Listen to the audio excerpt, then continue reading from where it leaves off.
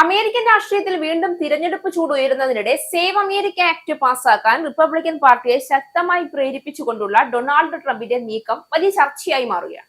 എന്നാൽ ഈ നീക്കം ഒരു സാധാരണ തിരഞ്ഞെടുപ്പ് പരിഷ്കരണ ശ്രമമല്ല. ഇത് ട്രംപിന്റെ രാഷ്ട്രീയ ഭയം പുറത്തു കൊണ്ടുവരുന്ന സൂചനയായി തന്നെ വിലയിരുത്തപ്പെടുകയാണ്. അമേരിക്കൻ തിരഞ്ഞെടുപ്പ് സംവിധാനം കാപട്യം നിറഞ്ഞതാണ് എന്ന് ആവർത്തിച്ച പ്രസ്താവനകൾ ശക്തമായ ആത്മവിശ്വാസത്തിന്റെ അടയാളമല്ല, മറിച്ച് തോൽവിയുടെ ഭയം മുൻകൂട്ടി സൃഷ്ടിക്കുന്ന ഒരു രാഷ്ട്രീയ തന്ത്രമാണെന്ന വിലയിരുത്തലാണ് ഉയരുന്നത്. അമേരിക്കയിലെ തിരഞ്ഞെടുപ്പ് സംവിധാനം സുതാര്യമല്ല എന്നും അത് യുഎസിനെ ലോകത്തിനു മുന്നിൽ പരിഹാസ പാത്രമാക്കുന്നുവെന്നും ആരോപിച്ച് അമേരിക്കൻ പ്രസിഡന്റ് ഡൊണാൾഡ് ട്രംപ് തന്നെ ഇപ്പോൾ രംഗത്തെത്തിയിരിക്കുകയാണ്. കപടവും മോഷ്ടിക്കപ്പെട്ടതും പരിഹാസ്യവുമായ അമേരിക്കയിലെ തിരഞ്ഞെടുപ്പ് സമ്പ്രദായത്തിൽ മാറ്റം കൊണ്ടുവരാൻ റിപ്പബ്ലിക്കന്മാരോട് സഹായം അഭ്യർത്ഥിച്ചിരിക്കുകയാണ് ട്രംപ്.